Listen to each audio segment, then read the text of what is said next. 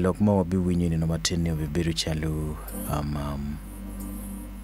michirowa kidonga menyang kama lobo tika cheriye kikome and kay nano jemo biru katime duangata now to try ngomo biri gazela kwana la video lokoma transgender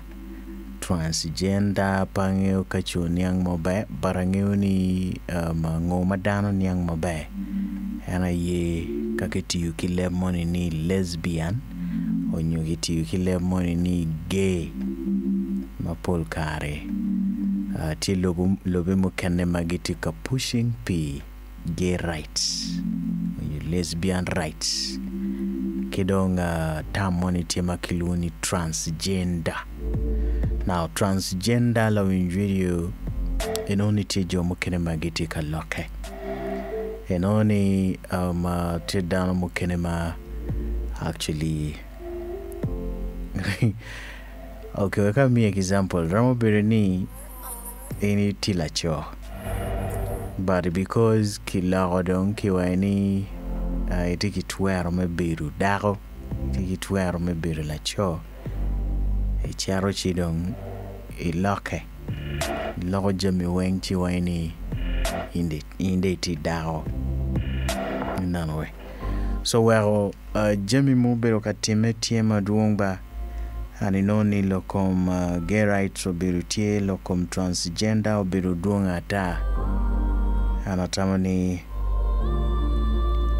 anatamani piritek wayabuangwa wadire chok kiloba pien kama lobo ticherie pe yotutwa la winjari kai bedo kanano gazeli me akwana kai bedo social media ebino ni chal mogo biru kakati videos mogo machego biru kakati la video ma schools mukene gubiru ka fonyo luteno inoni lo fonyo tika fonyo luteno no latina wobi ti vuro ki latin la ware ma wobi and lutina nyira bene no gitika practicing en kumano aninoni lo kenini weng tika aki lobe mawako enoni lobe mawako tika forcing unyo gitika dio third world countries lobe maluchian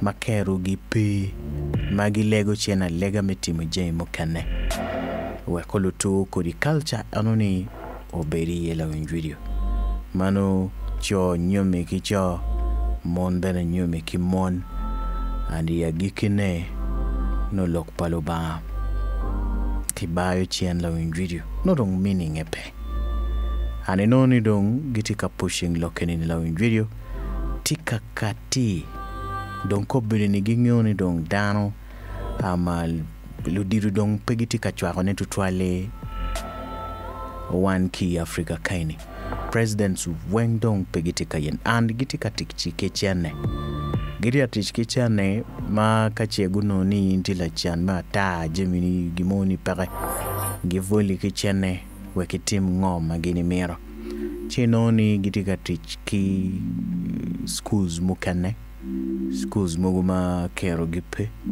gikero chane gimiyo chane aedi dong chako timo jemi ono wenkitano gimero kede and ki schools ki Uganda kaini benela video tutrali ma Kampala dong guchako dong timo en jemi wini no ini tamani latini chwali school mabeka kwan latini dogo ko kain inoni no style part inoni jamine kitatika behaving kire no peti mabaya tutwan sala winjiro legana meriti ni iyabwai kafuditi yenyo school mereneni school maini chwalo latini ti school mabaya otherwise schools mapol dong tite mone majamine peti mayo tutwan jamine peti mayo tutwala winjiro jamine peti mayot and miruwa cat iching la church now angeoni downwing pegitiki access mino WhatsApp angeoni downwing pegitiki access mino WhatsApp barolo tu angeoni Jemi mukene madong pemiro WhatsApp bana aramono kare we koluto akeri ini bedgi kare me winyane and law in video am timi yone mere chalo afon kidong me yaboy kafuriti yenyu school ayenya enge kama ini bitero latini yaga don koni walulu kingo ma mironi ini bedgi kare me winyane bu yaboy mabai handa ibi birigi kar me winyu kita Lucifer ti lokere ene ni patika kelo luarba berak pa miru winyu lok mo ini jey mugeni di terra na terra ba ene ni bedong me mini update mo ba ni ene ni peti timi lobo Uganda kaini titi lobo me Zimbabwe but jami ma anatika wachini kono transgender LGBT wenti timi Uganda kaini mana ngoni kugulu kan bedong tika chake tika time now law in video miningeni totally won lo tedero chatan tika yele matek merenyu totally kade tiki chwiny moni ni maro chene totwal kado ngaro mono binu ni chene en indong law in video jami menono chamu kene be totwal kaunu winyu la dit mo bero kaloki radio kainti organizations mo kene magitika katika maleng meti mjei mo kene inoni bene pegu chone kiloko government kaini ani gitika timeni gimi yokon kaunu winyu loke mo bae kira winyu keregu bero ka registering dano chigu gamu buses maro maria dek gitika chwalo lutino ni kwan menono mo kene ni gitika chwalo gilobo mo wako and meru ki kumalemelo Uganda kaini now kain nano Jimmy egini wang law in video enoni gitika chatan tika teach ki weakness maini tikere mana ngiu ni koni bibiri kar me winyo lokeni ni wang chatan tika teach ki weakness maini tikere kono ni eni maro chene tutwal obetiyu ki chene kaungeo ni ini maro mon tutwal obetiyu ki mon kono ni ini ma iwake tutwal eno bikilu Jimmy eguni weng chobe biri kar me renyo tami ewe poni ya gikine dong no itiching chatan madong pera mo akie so enone ko biri ni Jimmy gini weng titeme abitero lokeni ni mot wikini bigi kar menyang now law in radio amino kongi win latin kwan enemy latin enemy kino bana en loka so engeu chamu kene kado ngo fonyo lutiano gingeo lokomso gingeo jima polata amino ni ibegi karme winyo lokeni ni mobile and atiki geni loto obibiri karbene ameya bomwai to twale kaiti yenyu school pilatini okay kaiti yenyu school pilatini amiri ngeni donko beri ni chatam tika teach ki schools tika yabo schools bane kidong tika teach ki goro maini tikerene okay I just want you to listen to this. Hello, my name is Mukisa Elisha. I'm a Ugandan of sound mind. I happen to be recruited into homosexuality by Sexual Minorities Uganda, in short, SMAG, at the age of 16 while I was in my high school. They actually come with a coupon, one of their agents, some of the agents that are sent out to schools, to NGO homes such as SOS, Watoto, and then the churches. They come and with a coupon invite you to one of their activities. Of course, they have well-equipped and well-facilitated auditorium rooms and then shelters where they do their gay activities from. So I was invited by one of their agents and asked to attend one of their activities. And then on the coupon, there was an indication that there was actually a transport refund of 500,000. So of course, for any other youth, for any normal youth, once somebody invites you for their activity and then they're proposing to refund your transport of 500,000, so you can now imagine how very many could be lowered into acts of homosexuality. So I attended one of their activities. I agreed to go and attend because one of the reasons was because I was ideally interested in the transport refund of 500,000. So I attended one of the activities, and basically what they do is in the activities is to of course give you fake lies about human rights, and then in the process they start showing you, like I said, they have well equipped and facilitated auditorium rooms and shelters where they actually have projectors and then show children gay porn, how gay porn is made, and then they convince them with that doctrine that each video that you shoot, you're given 5 million shillings. So I was taken through the procedure in as many activities as I went through. I was sexually exploited and recruited into making gay porn videos, where I happened to shoot several gay porn videos for SMAG, which videos are actually uploaded on websites such as www.80gays.com for commercial purposes, of course. What actually SMAG does is target children into the age of 13, 14, 15 and 16, 17. Why they actually target children of that age bracket is because it is very easy for them to indoctrinate their doctrine into these ages. Because, for example, you are a mother and your child is going to school and you can only offer them 20,000. Now here comes SMAG actually offering your child, a boy, 500,000. So you can imagine it is very, very easy to lower such a boy into acts of homosexuality, because they use money and of course other things. But above all, is SMAG is actually sexually exploiting children into terror acts of homosexuality. Okay, most of their shelters are located in Ntinda, Chigowa, in Tinda, and they're known, they're actually well facilitated, well protected by the Uganda Police Force. You will find police officers there and you might think it's the American embassy, yet it's actually SMAG shelters where they do their ruthless activities from. Shelters in the gay context, these are safe spaces where actually the gay people do their shit from. They do their activities from, activities such as recording gay porn videos. So I happen to be enrolled in their system. I went for so many gay porn recordings because I had been promised 5 million shillings on each video that I would shoot.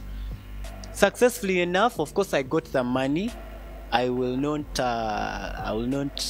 say that I did not get the money. I got the money, 5 million shillings each video, and I shot more than 5 videos. So, but in the process, because it's not protected sex, there's no medical checkup done before pre-recording of the videos. So in the process, I later started getting sick. So I happened to go to one of the best laboratories known as Ebenezer. I did several tests and then I was diagnosed with different illnesses, long-time illnesses, which I will not mention. So I opted to go and have a discussion with the directors on how best I could be enrolled for medication, because my interest was in getting medication. So eventually my requests were turned away by the directors. I realized that one of their objectives is actually to recruit, and once you're wasted off, they dump you.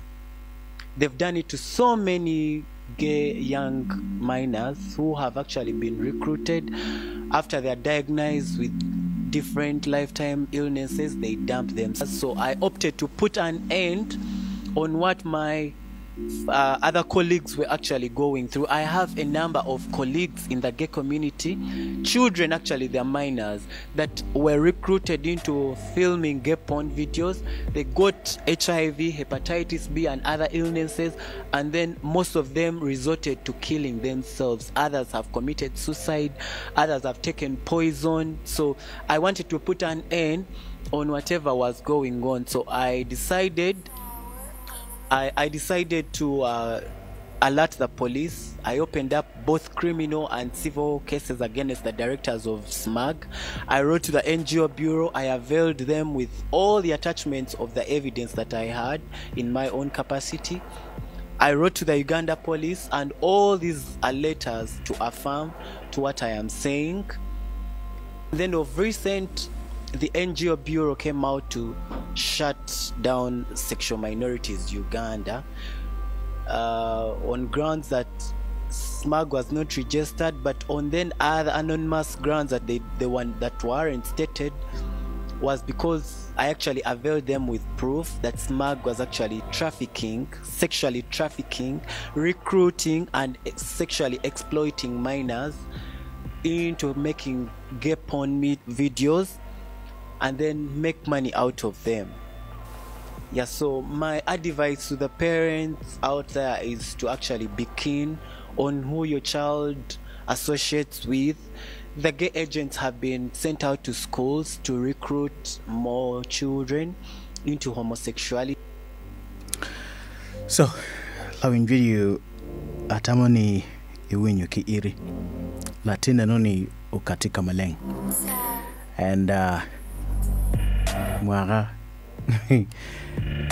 and kawaini agenti makichwali schools mapapati tima duata and di yenyu lutiano keneka mwara para dek para bichelgi kivolo gi so tiane and pol kare kiwaini bin kachoke moniti kono kachoke pabulu kono kachoke pango organization moniti kuman.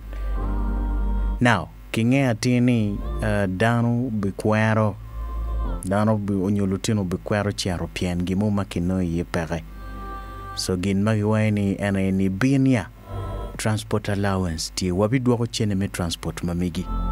Now obviously kiwachi bene ni cham ti konungo ti ini bini nong fon bini tim ngo.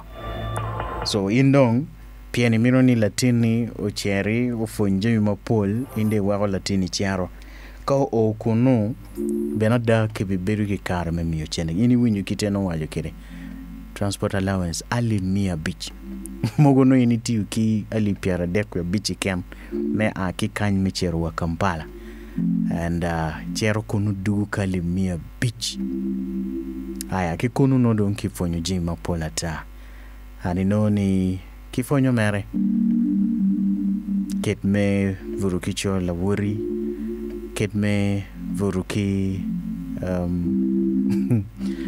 now inoni yagikena bana kichako dong yubu and pornography. Now pornography money dok papateti kiloni gay porn. Yes, obviously lacho no vuruki lacho la ware dago no vuruki dago la ware ani noni kom video chela chelma ini yubu no kimini million beach ma en beno wani po en po bukwaro ni pekimio chene ono chene yema duonga ta but pego dong tieni kadong kiti keriyo madong kinoni dong konyi pere etiki tuo bene mapat machamu kene bene pechang kiwerio kitenya ta kidong inoni jomo kene kikwanyo kikany kitero gilobo mawako ani chero kunu mere no kany kivolini konungo ento no iti chero katimen kori timarach kumano. So entika legomere lunyoro ni obed maugwake kama unutero luteno pien gina time ki schools mukane jay mukane pe wache anada video moni kano nino lokti onyo kono video onyo kono eniniti ama TV station na nyuti kitano jemineti kelela winvideo luteno mateno ya mwaga dek mwaga ngwan mwaga beach mwaga bor anenoni beruchelo school curriculum mano luteno binu kitano gicharo kere ngeo luteno kadongu cheri school and kitano gitemu kere ngo and kiloni ngo ni I'm forgetting these necessary things now inoni kifonyoge beruchelo it is part of the lesson plan machawa ne tima kifonyo lutena wobe no gitika chane lutina nyira bene no gitika chane kadong chano tumdongi dugi class gitimu mere jui kumeno and agenti tie schools mapapat manyono ni mirikwedi kom school enoni mabera da mafutpe chako ni chwalo latini ye schools mukene tie by nano school lenga ta ento ki ye kono inpengyo ngo matime ki ye anje mukene NGOs mukene binu ni kimini jemi menono ki chulu lutini school fees ki timu ngo indong chwinyi yo mata endo no penye yo ngo matime ye gikene so unu winyo ngo malatini tikawaja ne ano waini lutino mukene guno tuo chilim onyo tuo jonyo jo mukene hepatitis jo mukene kwa itu mugu mapechang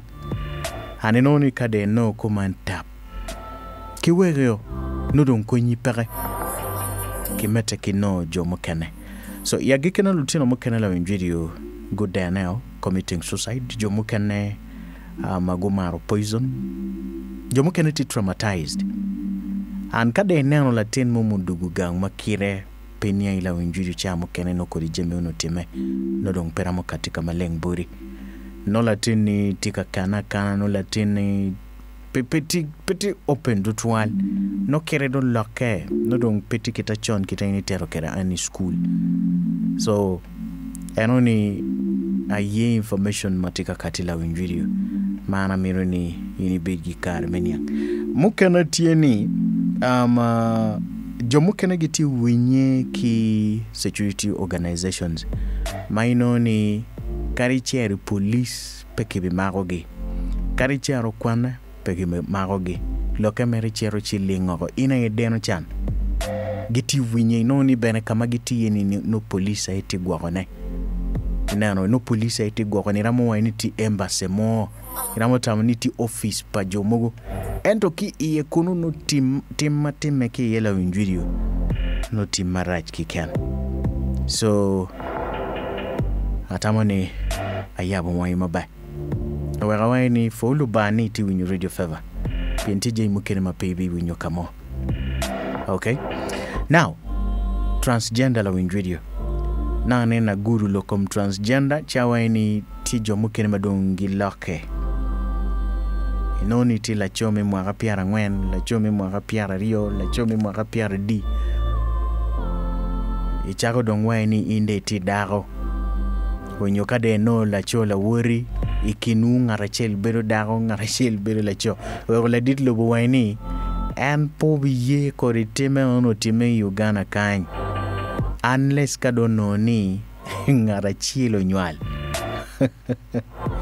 enti noni joni dong giti karwako luet gimere dong tere atatek gamente kikuja ti kwero ne but gindong giti ket donyo la piny ani noni lobo mawuogo matimi yokony giti kakero lokenuni and kagimini chiane giwaini ko ke ye tamwani ke tim kon kuman yaka dongwa mini chiane makade katika la dit lobo munu katika malengo waini anda yeo lobo nalo tiena dano me Uganda nyo dano makwene utwero timu kuman yaka dong kony ramo bino but obviously about waki Uganda kany ludiru lutela weng pegitika ye wala dit lobo beng bene petika ye loke bade noni jamine dong tika donyo mere la piny gitika tit dong kik agenti gitika tichki agenti and inoni agenti eguni edong tika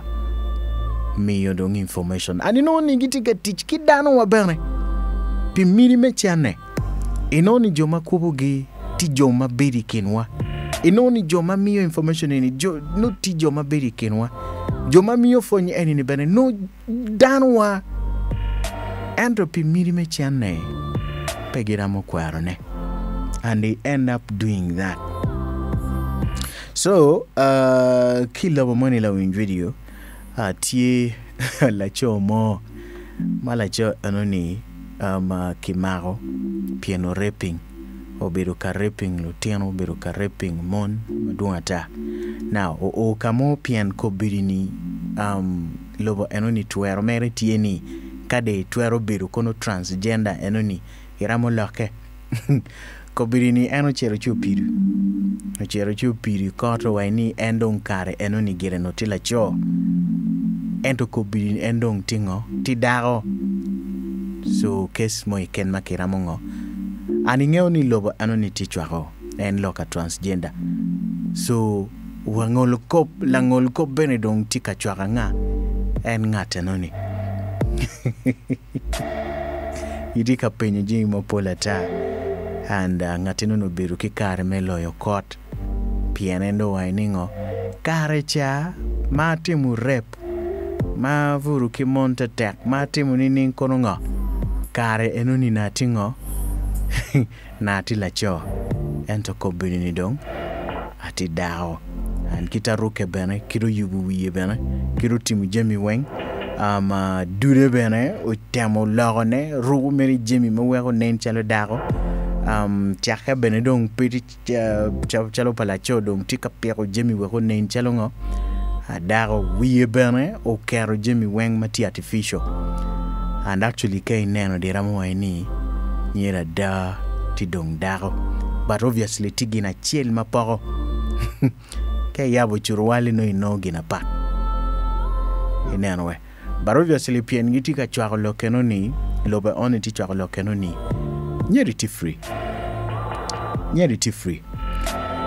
La mjuda miri win lokenene. It was reported that a transgender woman has been found guilty of raping 2 women when she was a man. Iti winyane, a transgender woman. Mano chon no tila cho, donko biniti transgender woman. Amiri win mabe, wakwati yako. It was reported that a transgender woman has been found guilty of raping 2 women when she was a man. When she was a man. Listen to those words. We're in Big Brother Orwellian territory right now. This is Isla Bryson. Isla Bryson is the name of a woman. A woman, as you can see on the screen if you're watching right now, wearing blonde wig and fake boobs. Isla Bryson began life as Adam Graham, and as Adam Graham... Nano chono entie kiloni Adam Graham. Eno wanyi don lako dong tin nen ngata pat wo ruke weng dong ruke chalo dago. Jemi weng wa ye bene weng do kermere ma kay neno pewi ni la cho. An karma no enti la cho. O raping mon. Nano we loke kichwali kot. Ento piendon loro style ni endong ti dago. Wagamente tichwahe. A few years ago, shaven-headed Adam Graham with a Mike Tyson-style face tattoo carried out violent sex attacks on 2 women in 2016 and 2019. Since being charged with those rapes in 2020, quite coincidentally, Adam Graham decided that actually he'd always wanted to transition to live as a trans woman. And he was treated in court as if he was a woman, despite the fact the crimes that he was charged with can only be committed by a man. Because last time I looked, women don't have penises. Let me have a look down there. No, still no penis. And yet the court required that everyone referred to him as her and she. He had a lawyer who claimed that he shouldn't even be convicted because he was now a she. Well, he who's now a she is actually now convicted as a rapist and will go to jail. But extraordinarily, despite, as you can see on that picture we're showing you right now in his leggings, completely fully intact, he will be going to a woman's prison. Exact thing that Nicola Sturgeon, the Scottish First Minister, told us wouldn't happen, wasn't happening, we were all scaremongering to say would happen, is happening. And it's happening in Scotland. That's where this case was. And it's happening across the United Kingdom because we are playing along with this madness. Trans people, people who wish to live their life in another gender, wear whatever they want, call themselves whatever they want, that is fine. Live your best life. This is not a diatribe against trans people. Quite the opposite. Trans people are horrified that predators and sexual deviants and violent offenders like this man are using trans laws and trans rights to get away with their crimes or to escape proper punishment. The reality is, when we play along with the she's and the hers and the was a man, now is a woman, we give into this craziness of allowing these sex offenders to pretend that they are not what they are. Men who are committing sexual offences against women. Everyone needs to wake up and stand up and say enough is enough. Agenoni owinyo report noni la video ke UK. Mabe kani kitwe la cho anoni kibichwalo imobuch pamon. Pianendong tidao. Enanowe maki kot bane langol kop tikaweni kiluong eningo enti dao pete la cho. So la megu. Megu. So lobo wadong tika chiaro ka mo madong cham kene jamini pobe bedu yotutwa. And lawin video timere kan meaning ni mini bed ki kare me gwake. Ma kaloke ni omete ki lega bane. Wegla dit lobo ki lotela mukene bene gumete ki kwaro kori timene ni po o Uganda kaini. Karabene ko birini gidiga tichka jenti gidiga donyo mere la pin jamine peti mayot womete kilega piena timene ni pebe la winjuju timene ni pebe. So ni oki school wawinyo bene latine ni mu wajo loke ko birini wawinyo report ni now lokumu kene ko birini la winjuju mamira wachi ana ini report moneti kabino ni kanicha me Uganda kaini yesamenu kanicha pa protanti pange ukaibedo kakwano gazele me akwana pange ukaibedo internet chibiru ikarme nongo information enigmatica wachini and inoni yes kanicha me Uganda kaini pa protanti go I don't know how to say it. They have denied themselves. They have cut themselves off. Yes, I go kwero lodge pa Church of England. Ingeo headquarter pa protantity wa UK. Kanicha enuni uchakeki UK. Aninoni Church of England. Ena ino lawyer kanicha weng pa ilobo weng. But inoni pitin enini la winjvideo. Church of England obirugi kare memio tela bot ngarumo mati Freemason. Now, kaineno Freemason la winjvideo. Freemason ti grupa Illuminati. Aninoni Illuminati go breaking ikom Freemason. Now Freemason weng ti dul mapat machatan ti kayabone. So Freemason tie based in UK, Illuminati benetie bat poleti wa US, and egini went organization machatante tichkere. Now Church of England oberugi kare mekero la diet onyo mati bishop ma actually tika telo Church of England entity Freemason kidong ya gikene kiberege karame katiki information ni koberini luba beneti transgender kada wani transgender geno ni doniang mabe iramo wani luba ti dago iramo wani luba ti lacho iramo pone enano e kidong kitung chel bene guye ni kibet ki kare menyomo teka dong couple mono kati teka la cho mo iket mir nyomo la cho la ware Church of England dong pekwaro menu ki UK yes kimio mere tuero ni obino nyome chi nyom chera nyim la get tuene teka dong la cho mir nyomo la cho la ware teka dong dago mir nyomo dago la ware information ni weng la winjio kati ichabite ni madong otumula wuone and kaiberu ka lubu gazela kwana la winjio information mapat loke ni Uganda pojolo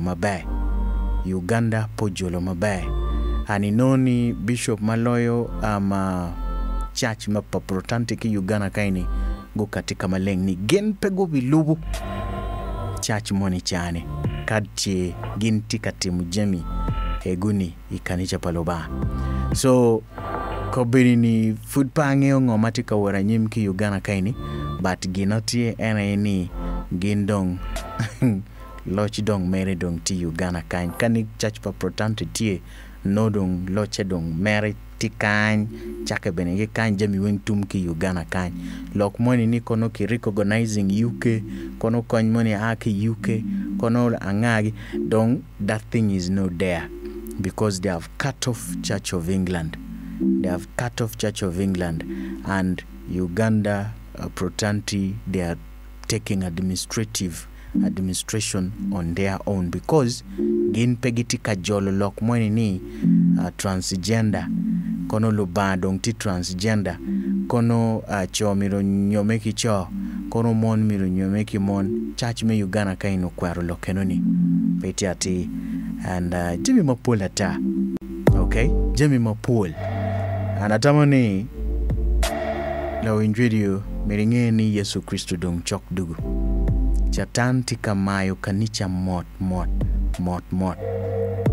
and kape yabwai ya gikene kina meipo kere nodong you'll be caught unaware so enoni aye updates matie mana tamani ini milibedi kare mengene di woman matini okay now lokumu kene mana tamani pire tek api in la winjiri di woman na matini ena ye edini wenga tika wachini chatan tika kero luere kamoy kendong yesi church chatan tika donye andong peparo ni church mene okay peparo ni church mene chatan tika kero luere kamoy kend ko bidini dong lubu chwinyi in keni kai maro luba imaro lubai rom manini chwiny ma down you itika volo down but otherwise wageno la wuri geno ne dong tak pian agenti dong ata lok moni ma miro wajone me agikene la winjvideo karibene jami ne dong ata ena yeni waberu ki Grammy Awards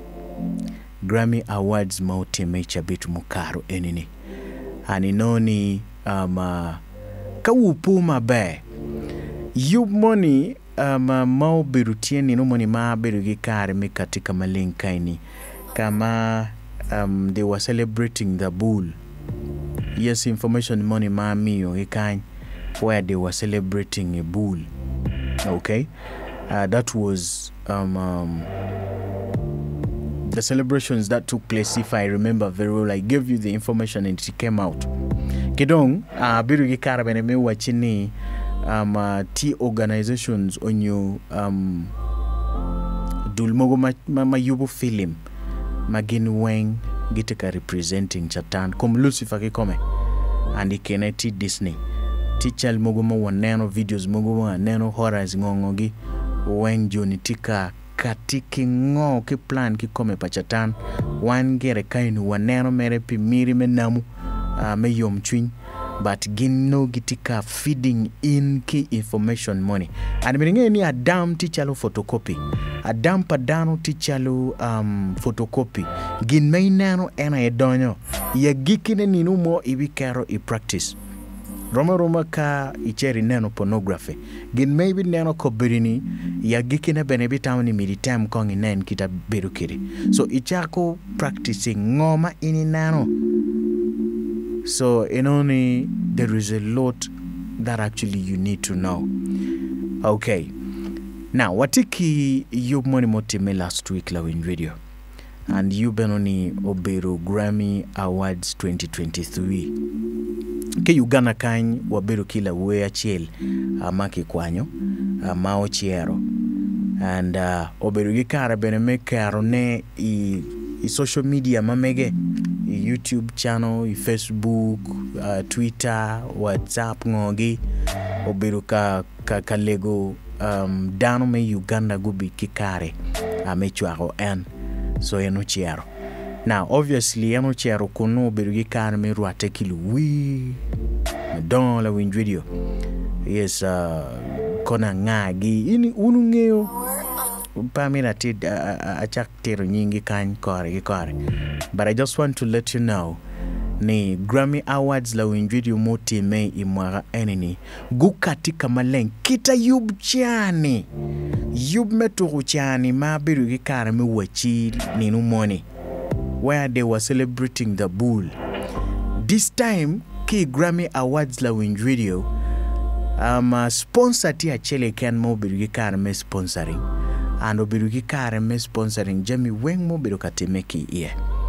And inoni ruk moru magibiru kat actually kita dano ruke kerela win video obiru weng kala pachatan. And inoni jomukene gubiru karoji muguma tuangetie. And inoni bombene it is just red kori miel makibiru kamiel ne weng tika depicting kom chatan kikome. And we bini maki kero. We been magi Carola win video weng ti directly loka Lucifer, loka Chatan, and they mentioned it very clearly. Let me just try to play this video. If at all maybe you can listen. I just want you to listen because it is a bit painful that where the world is going, it is not okay where we are. Let me just try to play for you this so that you can listen and then you hear what it means. Now the Grammys kainano kaiberu kaneno channel moma keloni Fox News channel. Yes, amenu ki America Fox News channel. Inoni guberu kakero ne beneni the Grammys went with the dark satanic theme. Gucho yo kamaleng la bon luoro moiken. Ni Grammys went with the dark satanic theme. Ruk kira guruka kerela win video.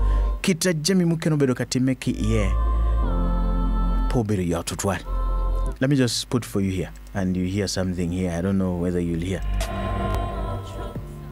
Let me just let me first kill my background a little bit for you to hear this something like this. Provocative. Doing you know what? Troublesome. Problematic, provocative, or dangerous. You are definitely onto something. That's where you make noise. You just nearly onto something. And katime live. Enoni. Yeah, thank you. It was a night of first. Kim Petras making history with Sam Smith for Unholy. Sam graciously wanted for Unholy. For Unholy.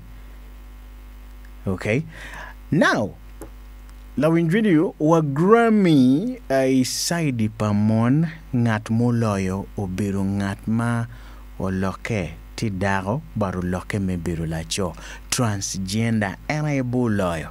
Now, ki South Africa beno biru lacho mo ayo loyo and Johnny Weng ti side achil and ki Uganda kind yes dano wa mo chero kunula win video po biru ki kar me dugu ki gimoiken. Me to accept this award because I'm the first transgender woman to win this award. Iti winyane the first transgender woman to win this award. So, and atamani itin yang mobile and kodi wi matika katiki yewe kay nano video yoni ni celebrating music's biggest night.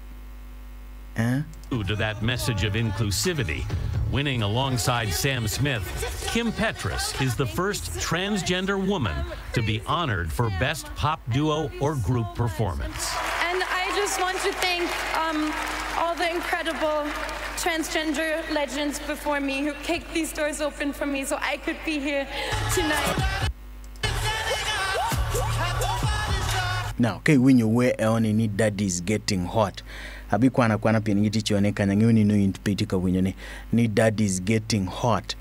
Let me just do for you and you hear the way the song goes. Before me who kicked these doors open for me so I could be here tonight. Ni mommy don't know daddy's getting hot at the body shop doing something unholy. Ni we go. He left his kids there at the body shop doing something unholy. So, enoni a yellow mati lawin video and tamoni itikani angdong kama lobo enini atiga charie. Now, luchwak yupman obiru jomani makiluni Pfizer.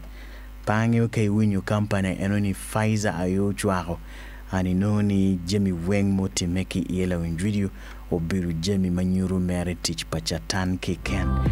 And jomulo yo bene obiru and jomadong kiyerogi mesaida chil and ki Uganda kanyu obiru kingara chil mochiero and papi wajo nyeba but ngatanoni bene kibiero ni anti-con ikin group enoni bene yes sticking group enoni owero loyo award iwinyo mere wene bene no pe yuak tutual but inoni teka award mo iken mati international wanga kikwanyo en teka award mo iken mati international wanga kikwanyo en aningiuni kitika grouping ena yeti kin luwe mulon kilobu Uganda kaini okay and inoni kitaka gimo ikeno time bene chero chilingo ko mot so ena kikwanyo chawe kikwanyo but this time anenchalo dongu goyo deal ni ngat mo bikwanyo and lokenoni unyo award enoni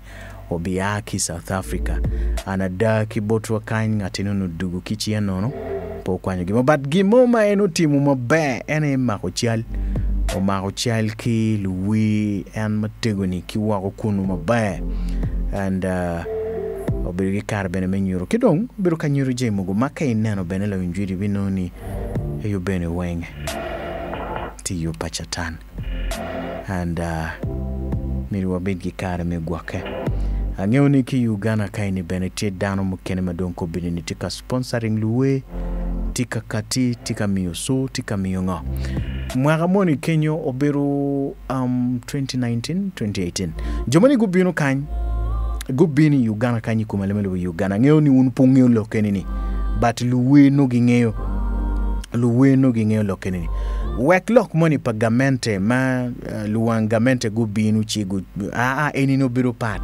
enini obiru organization mabela wemo mawene yuak tutual actually mo yuak tutual ki radio kan benetike na babi wajonye okay and benetikin juma ke kwanyo chiki sponsoring but ko bini pangyo kitaloko tumkere pamira voli pangyo kitaloko tumkere but tikin juma ke kwanyo chiki sponsoring majoni go binu ni kibibiru kikare me kwanyo in me sponsoring in kichulu pe video ni kitimu Jemmy Weng gina pira teke ena yeni anyway mabe ruke mabe kidongi marketing and video enoni chitum endo Jemmy Weng akibodgi wachene Weng then you ask yourself what have you done for them otime kany angeuni dano Weng pengeyo but otime ma kikwanyo jomu kene chi kibiru gikar me sponsoring geno anjo mukene gire kitenyo gyo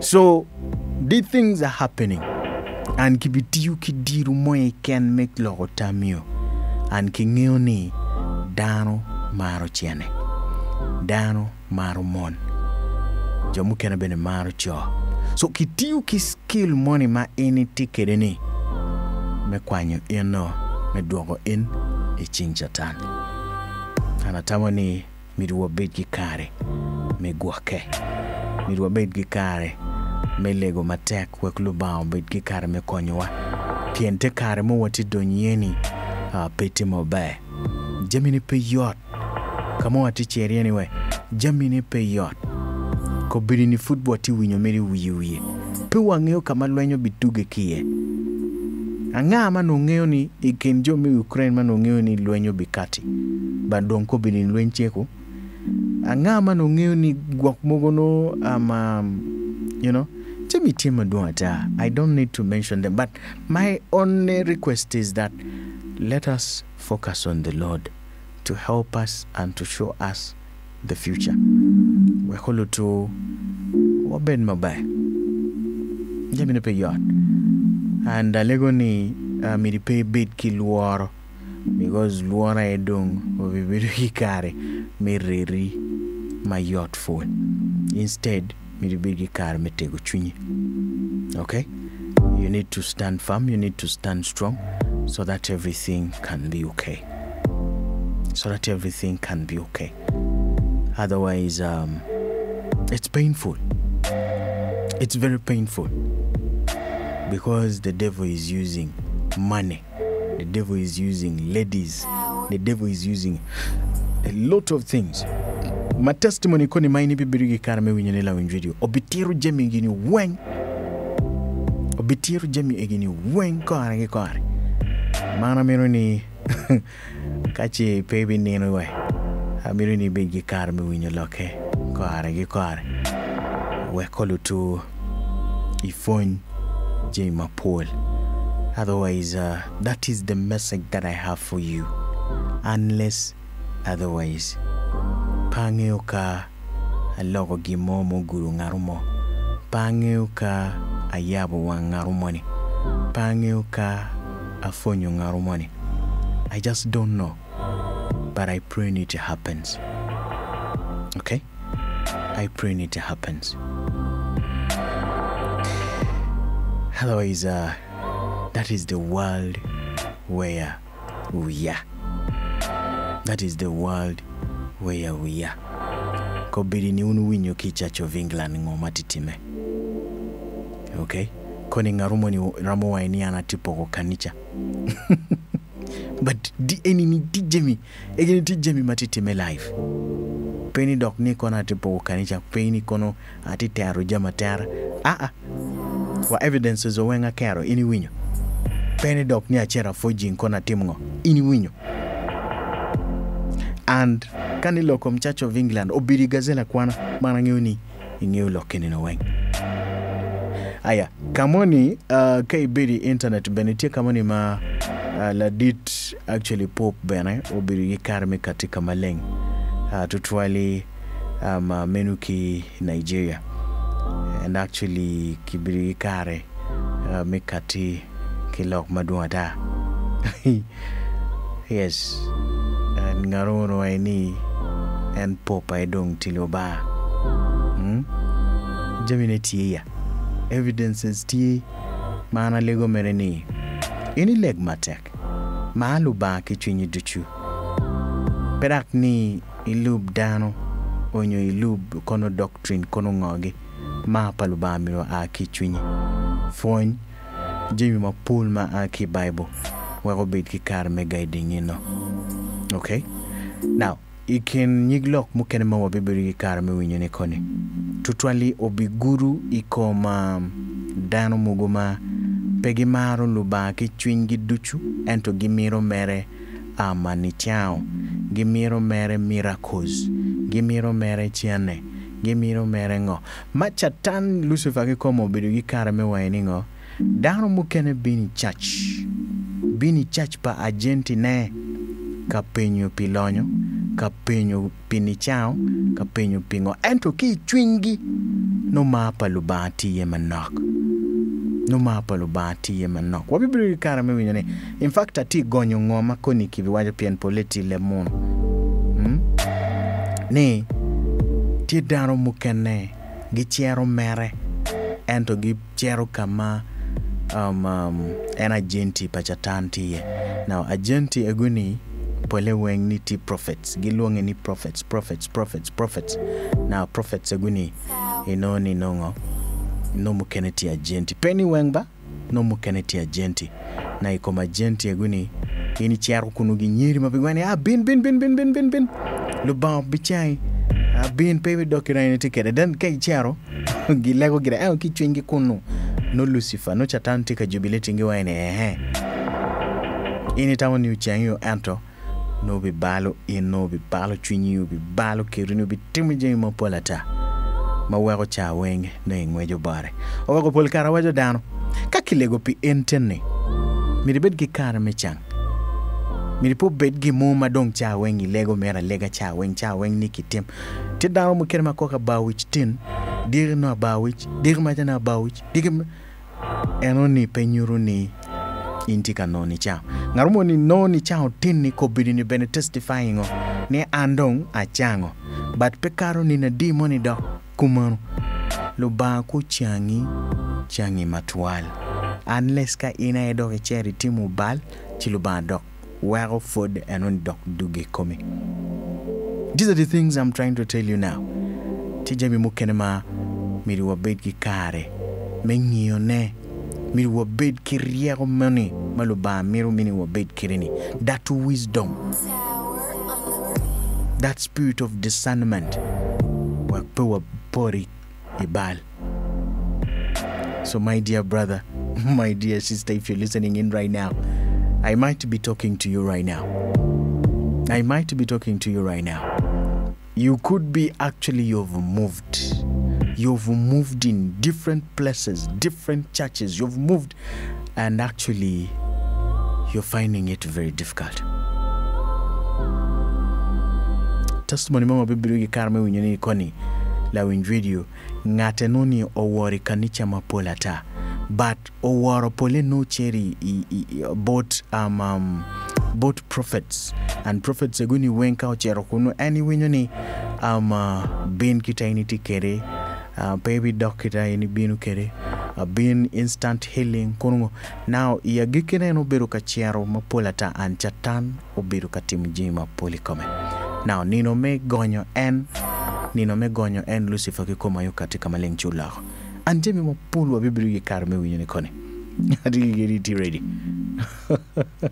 wakati waini apeka kele luori komi baramiro ni wabed ki tek chwin wabed ki kare me moko tamua mabe kidon kawa maru luba bene wa malu ba ki chwin wa duchu kawa timu gimoni bot luba wa tim ki chwin wa duchu mabe mabedak cha mukane pewa poribal onyu pewa pewa tage because cha mukane confusion rawo biruti pijimo pool makati pavoli ka ininyo lok paluba mabema aki bible peti yo moma inibinyweni ki lok paluba peti yo moma ibi kibinyweni wi piangeni kita dano nyankeriti yo mapatpat ibi ai age kanjiri kanicha money kifonyo ento kifonyo style money ya ki kanjiri kanicha money kifonyo style money but ka iningeo ngoma ini kwano mabaye ikwano bible mabaye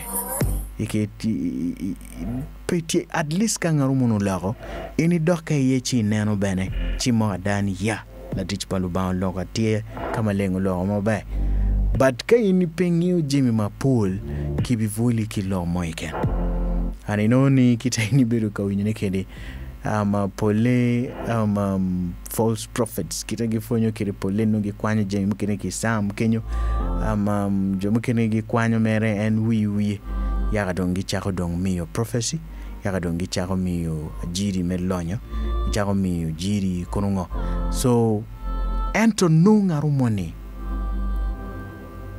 po donki lok paluba dadani lok paluba pere no gimoy ken pere so wera tingo wachini kainiti winya ketam kama initiye okay ketam kama initiye